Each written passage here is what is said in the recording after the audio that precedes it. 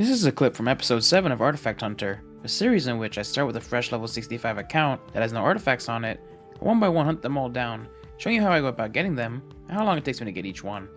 This episode saw me hunting down all of the PvP track artifacts, putting in the longest grind I've ever done in New World to date, amassing over 100 hours of gameplay to complete. The artifact in this clip can be gotten in two different ways, an open world way, and from the PvP reward track as well. First, I'll show you how I went about getting it using the open world method, plus I'll give you a bit of info about it and show you what it looks like. And then, I'll briefly go over how the PvP track system works currently, followed by the method I used to go about getting this grind done as quickly and efficiently as possible, from PvP XP to Azoth Salt. If you'd like a more detailed look at the process, check out the full episode, which will be linked at the end of this video. Now, let's get into the clip. I was after the life staff Heceta. This life staff comes with the unique perk of Light Touch. With this artifact equipped, for 5 seconds after casting a life staff ability, the next heavy attack that passes through an ally will grant Reinforced, giving them 30% damage absorption for the next hit they take within 7 seconds.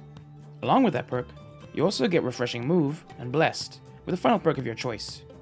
When it comes to how it looks, I think it's a really nice looking staff, and I like how the handle kind of glows, making it easier to find your healer in a group.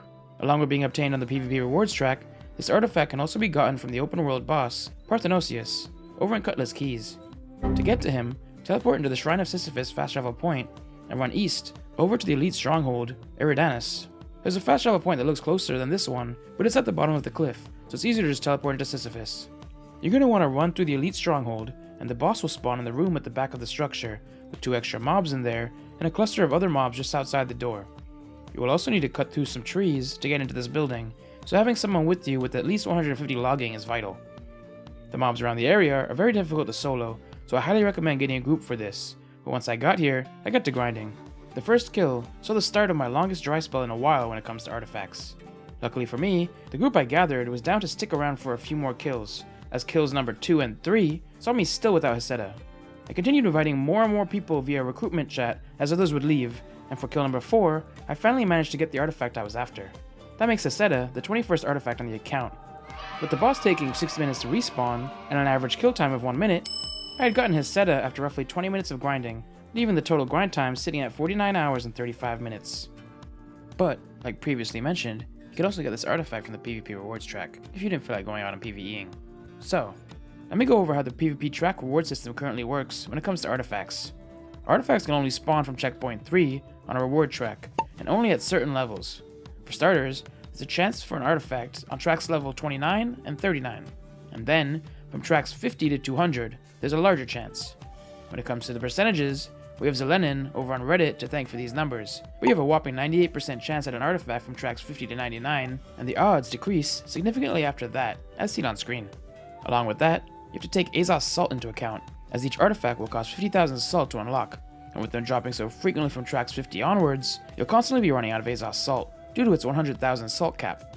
But now that we know how to get the artifacts, let's go over my plan to hunt them all down. First, I had the insane grind up to PvP track level 50 so I can start knocking them off, with hopefully 1 or 2 before then from tracks 29 and 39. Getting one on either of these tracks would help out massively, as during this grind, I'll be finding myself at Azoth Salt cap frequently, so to be able to spend 50,000 salt and start earning more again will save me a bunch of time in the long run. Then, once I hit track level 50, my grind will be more based on getting Azoth Salt, as I'll want to unlock 1 artifact per track level from then on, and I'll be getting track levels a lot quicker than I will be getting 50,000 salt. In anticipation of this, I'll be stacking up as many Azoth Salt vials as I can during this period, from the PvP track rewards, season pass, and any other way possible. That way, when it comes to time to getting the artifacts, I should be able to unlock quite a few in quick succession. But what will I be doing during this period to earn PvP XP and level my PvP tracks?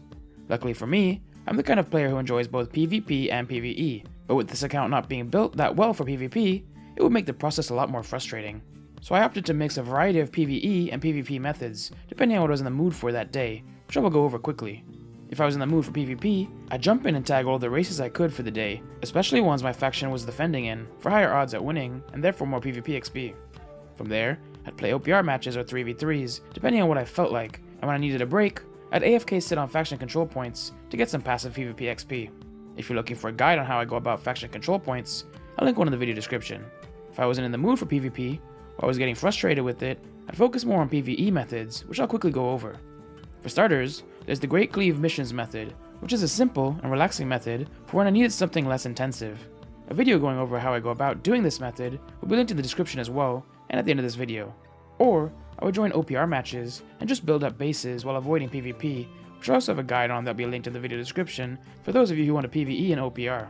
Then, like previously mentioned, when I needed a break from the game, I'd sit AFK on faction control points to gain some passive PvP XP.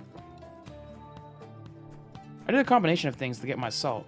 When I felt in the mood for PvP, I'd jump into some OPR matches and races, especially ones where we were defending, as a good source of salt.